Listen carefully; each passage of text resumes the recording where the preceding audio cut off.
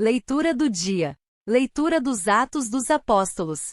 Naqueles dias levantaram-se o sumo sacerdote e todos os do seu partido, isto é, o partido dos saduceus, cheios de raiva, e mandaram prender os apóstolos e lançá-los na cadeia pública.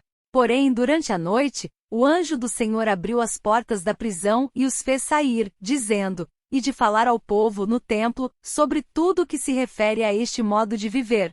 Eles obedeceram e, ao amanhecer, entraram no templo e começaram a ensinar. O sumo sacerdote chegou com seus partidários e convocou o sinédrio e o conselho formado pelas pessoas importantes do povo de Israel. Então mandaram buscar os apóstolos na prisão. Mas, ao chegarem à prisão, os servos não os encontraram e voltaram dizendo: "Encontramos a prisão fechada com toda segurança, e os guardas estavam apostos na frente da porta.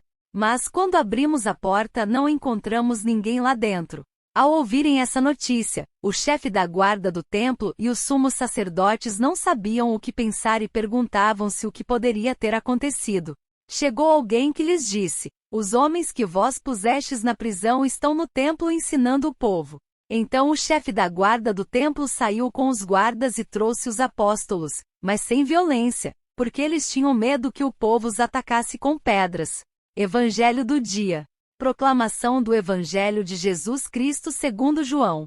Deus amou tanto o mundo, que deu o seu Filho unigênito, para que não morra todo o que nele crer, mas tenha vida eterna. De fato, Deus não enviou o seu Filho ao mundo para condenar o mundo, mas para que o mundo seja salvo por ele. Quem nele crê não é condenado, mas quem não crê já está condenado, porque não acreditou no nome do Filho unigênito. Ora, o julgamento é este: a luz veio ao mundo, mas os homens preferiram as trevas à luz, porque suas ações eram más. Quem pratica o mal odeia a luz e não se aproxima da luz, para que suas ações não sejam denunciadas. Mas quem age conforme a verdade aproxima-se da luz, para que se manifeste que suas ações são realizadas em Deus. Palavras do Santo Padre. E também nós, quando estamos em pecado, estamos neste estado, não toleramos a luz. É mais confortável para nós viver na escuridão. A luz bofeteia-nos, faz-nos ver o que não queremos ver. Mas o pior é que os olhos da alma de tanto viver na escuridão habituam-se a isso a tal ponto que acabam por ignorar o que é a luz. Perdem o sentido da luz, porque se habituam mais à escuridão. Deixemos que o amor de Deus, que enviou Jesus para nos salvar, entre em nós e a luz que Jesus traz, a luz do Espírito entre em nós e nos ajude a ver as coisas com a luz de Deus, com a verdadeira luz e não com as trevas que o Senhor das trevas nos dá. São Leão IX, Papa. Bruno pertencia a uma família de grandes vassalos que o confiou aos cuidados e educação do bispo de Toul. Aos 18 anos, tornou-se cônego e aos 22, diácono. Em 1025, segundo o costume da época, comandou os cavaleiros alemães na batalha, por obediência ao seu bispo e rei. Por isso recebeu de presente uma sede episcopal. Assim tornou-se bispo de Toul em 1027, que governou por 25 anos, antes de ir a Roma, onde foi sucessor do Papa Damaso II, primeiro papa a viajar. A princípio Bruno não queria aceitar o pontificado, porque a decisão do imperador lhe parecia uma imposição. Ele só a aceitaria com a condição de que a sua eleição fosse aprovada pelo clero e pelo povo romano. Ao ser eleito papa em Roma com a idade de 47 anos, escolheu o nome de Leão IX.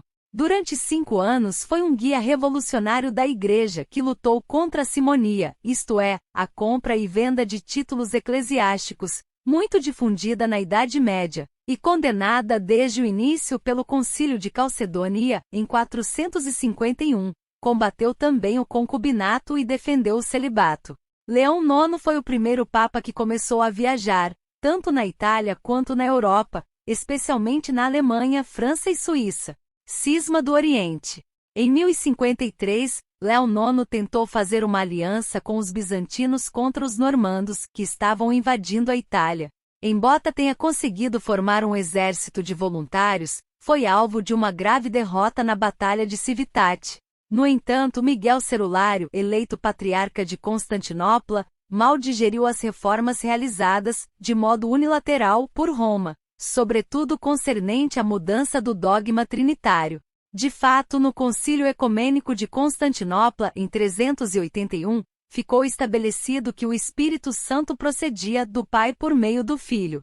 Este dogma foi modificado no Concílio de Toledo, em 589, com a fórmula ainda atual, que o Espírito Santo procede do Pai e do Filho.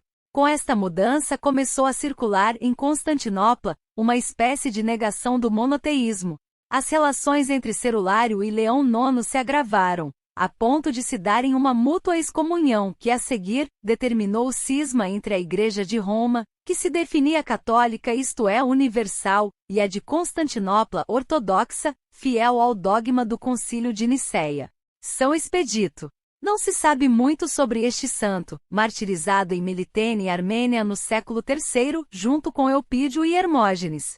Ele é representado com roupas militares, enquanto esmaga um corvo, que grita amanhã, ou com uma cruz ou relógio, que indica hoje. Por isso é invocado para causas urgentes.